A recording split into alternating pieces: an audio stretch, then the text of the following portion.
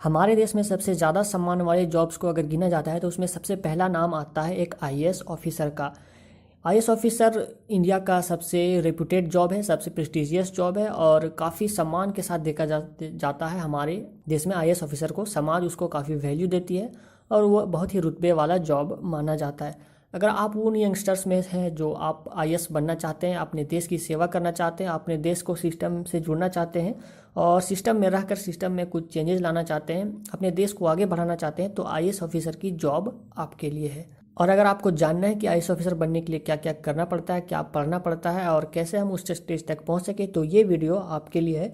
और इस वीडियो में हम डिस्कस करने जा रहे हैं कि एक आईएएस ऑफिसर होता क्या है और इसमें कितने सारे पोस्ट होते हैं, आईएएस ऑफिसर का काम क्या होता है और वो कहाँ पे पोस्टिंग की जाती है, उनको करना क्या होता है, आईएएस ऑफिसर बनने के लिए हमको कौन सा एग्ज़ाम क्लियर करना होता है, उस एग्ज़ाम में बैठने के लिए हमारी एलिजिबिलिटी कितनी होनी चाहिए, हमारी एज कितनी होनी चाहिए, हम उस एग्ज़ाम को कितनी बार दे सकते हैं, उसमें चांसेस कितनी होती है सिलेक्शन होने के, हमको क्या क्या पढ़ना पड़ता है और फिर अंत में बात करेंगे कि आईएएस ऑफिसर की सैलरी कितनी होती है।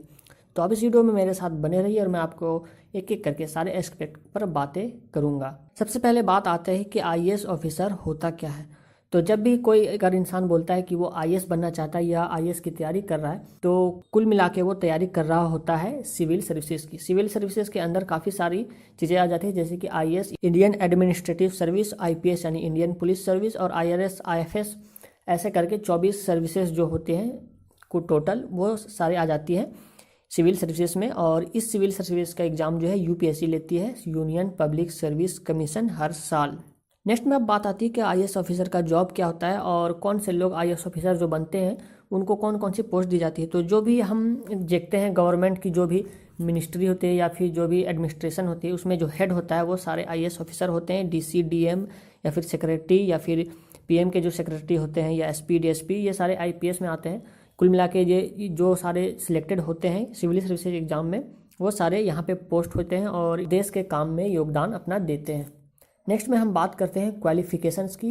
आपको आईएएस ऑफिसर बनने के लिए क्या होना, क्वालिफाई करना चाहिए, क्या क्या एलिजिबिलिटी होती है। तो सबसे पहले तो आपको ग्रेजुएट होना पड़ेगा। आप किसी भी रिकॉग्नाइज यूनिवर्सिटी से ग्रेजुएट हो सकते हैं। इसके लिए आपको मिनिमम या मैक्सिमम मार्क्स की ज़रूरत नहीं है, आप सिर्फ पास होंगे तो आपके लिए काफ़ी है। यानी कि ग्रेजुएट में बात कर रहा हूँ BA, BCom, BSc, engineering, medical, BCA, यानी ये सारी चीज़ें जो है ग्रेजुएट के अंदर आ जाती है, ग्रेजुएट डिग्री के अंदर आ जाती है। यानी आप कोई भी डिग्री पास हो तो आप इसके लिए क्वालिफाई हो जाते हैं। उसके बाद नेक्स्ट में हमारी एलिजिबिलिटी आती है कि आप एक इंडियन सिटीजन होने चाहिए, भारत के नागरिक होने चाहिए। कुछ कुछ चीज़ों में आपको भारत का नागरिक होने की आवश्यकता नहीं है, लेकिन मेजर चीज़ें जो होती है आईएएस, आईपीएस में, यहाँ पे आपको इंडियन सिटीजन होना ज़रूरी है। नेक्स्ट में हम बात करते हैं एज की। तो एज में अगर आप जनरल कैटेगरी से बिलोंग करते हैं तो आप 21 यानी कि 21 साल से लेकर 32 साल की उम्र तक एग्ज़ाम ये दे सकते हैं। अगर ओबीसी में आते हैं तो 21 से लेकर 35 साल तक दे सकते हैं। अगर एससी एसटी में आते हैं तो 21 से लेकर 37 साल की उम्र तक दे सकते हैं। अगर आप जम्मू कश्मीर से हैं तो आप 21 से लेकर 37 की उम्र तक दे सकते हैं। और फिजिकली हैंडीकैप्ड है तो आपको एडिशनल 4-5 ईयर्स का जो है चांस मिलता है, आप उसमें एग्ज़ाम 4-5 बार और दे सकते हैं। तो यह भी एज की बात। नेक्स्ट में अब बात आती है अटेम्प्ट्स में, आप कितनी बार ये एग्ज़ाम दे सकते हैं, इसकी अटेम्प्ट्स से आप कितनी लिमिट है और कितने बार आप इसको क्वालिफाई करने के लिए ट्राई कर सकते हैं। तो अगर आप जनरल से बिलोंग करते हैं तो आप 6 अटैम्प्ट दे सकते हैं 32 ईयर की एज तक, 21 से लेकर 32 तक। अगर आप SC ST से बिलोंग करते हैं तो आपके लिए कोई भी लिमिट नहीं है, यानी 21 साल से लेकर 35 साल तक आप जितने भी ईयर्स हैं सब कितने भी बार आप दे सकते हैं। 21 से 35 के बीच आपकी एज होनी चाहिए। अगर ओबीसी से बिलोंग करते हैं तो आप 9 अटेम्प्ट्स दे सकते हैं 35 ईयर तक। नेक्स्ट में बात हम करते हैं चांसेस की और कट ऑफ्स की। तो कितना चांस होता है एक आईएएस ऑफिसर बनने का, यानी कि पर 100 स्टूडेंट में कितने स्टूडेंट्स जो हैं आईएएस ऑफिसर बनते हैं। तो अगर हम चांस की बोले और परसेंटेज की तो 0.21% होती है आपके आईएएस ऑफिसर बनने की, जो कि काफ़ी कम है। यानी कि एक और एग्जांपल से हम समझते हैं कि 12 लाख स्टूडेंट्स ने पिछले साल एग्ज़ाम का फॉर्म भरा था और उसमें से सिलेक्ट हुए थे सिर्फ 1099 जो आईएएस ऑफिसर बने थे। तो आप यहाँ से अंदाज़ा लगा सकते हैं कि इसका कंपटीशन कितना हाई होता है और कितनी ज़्यादा जो है इसमें चांसेस कम रहती है। लेकिन अगर आपको बनना है तो आपको इन सब चीज़ों पे ध्यान नहीं देना है, आपको सिर्फ एक चीज़ पे ध्यान देना है कि आपको एक सीट चाहिए, तो आप अच्छे से तैयारी कर पाइएगा।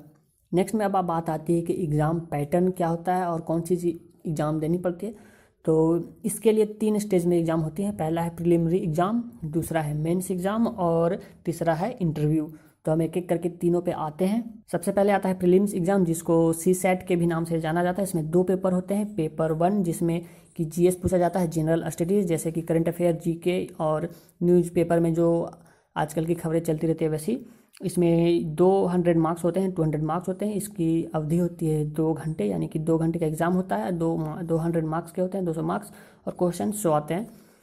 नेक्स्ट में हमारा आता है पेपर 2। इसमें आपको पूछे जाते हैं जनरली इंग्लिश के कंप्रहेंशन, रीजनिंग और बेसिक मैथ्स जो आपको 10th 12th के आते हैं, वो सब सारी चीज़ें यहाँ पे पूछी जाती है।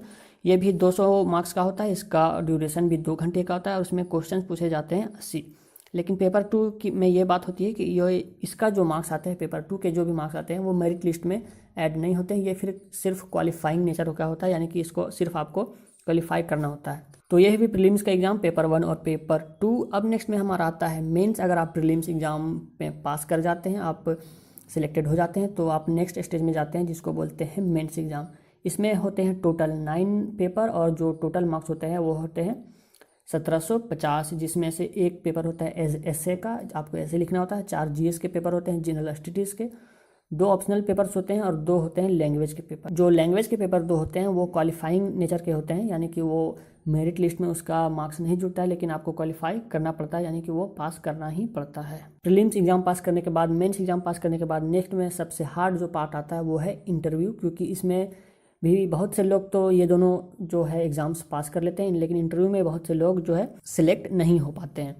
और सिलेक्ट इसमें मेन चीज़ें यहाँ पे ये चेक कर जाती है कि आपका कम्युनिकेशन स्किल कैसा है, आपकी बॉडी लैंग्वेज कैसी है, आपका कॉन्फिडेंस कितना है, बात करने का तरीका क्या है, ड्रेसिंग सेंस क्या है। ये सारी चीज़ें आपकी चेक की जाती है, जिसमें अधिकतर लोग जो है फेल हो जाते हैं। और कुल मिला के जितने भी सिलेक्टेड होते हैं इन दोनों एग्जाम को पास करने के बाद, उसमें से आधे बच जाते हैं जो इंटरव्यू में पास हो पाते हैं और जिनको लगती है जॉब एक IAS ऑफिसर की, सिविल सर्विसेज की। तो ये हुई सिलेक्शन की पूरी बात। अब हम बात करते हैं लास्ट में, जो कि है सैलरी की। आपको सैलरी कितनी मिलती है, आप देश की सेवा में लगे हैं, आप अब कितना सैलरी अर्न कर सकते हैं और आपकी इनकम क्या होगी। तो सैलरी भी काफ़ी चीज़ों पे डिपेंड करती है कि आपका रैंक कितना आया है, आप कौन सी कैटेगरी में पोस्ट किए गए हैं, आपकी कौन सी सिटी पोस्ट की गई है और आपका लेवल क्या है।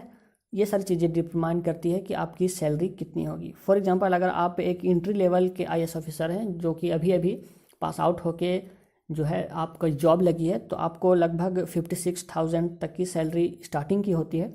और अगर आप कैबिनेट सेक्रेटरी की बात करें जो काफ़ी ऊपर की होती है, ऊपर लेवल की होती है, उसकी सैलरी होती है 2.5 लाख, जो कि फिक्स्ड होती है।